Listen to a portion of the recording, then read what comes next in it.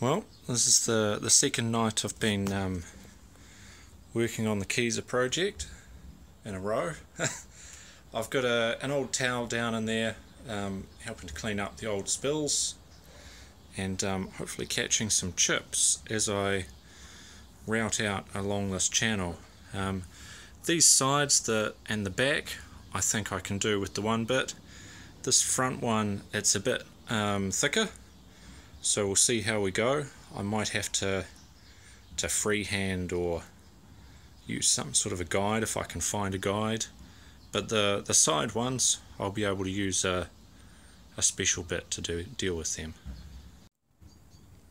So this is where I'm now up to. I've been using one of these bits which has a little bearing on the end which runs along the wood you want to keep and lets it just take away on the blade bit. So this is a better way of seeing what I'm trying to get.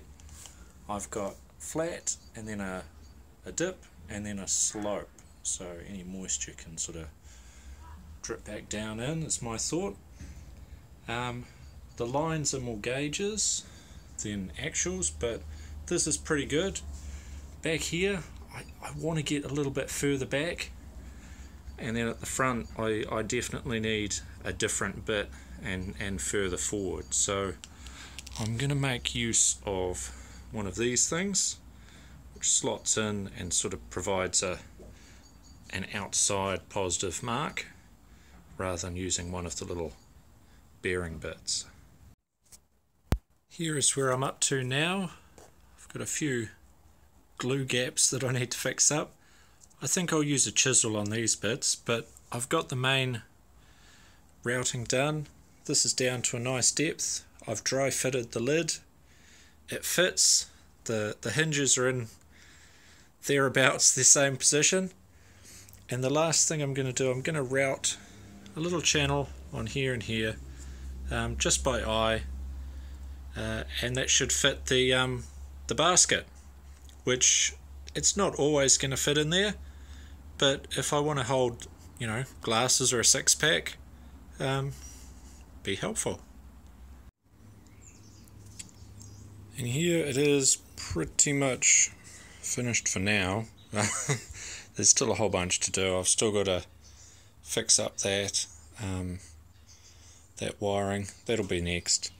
The temperature sensor, I'm going to hook that in around the back and rewire the light, but I've got the tap attached.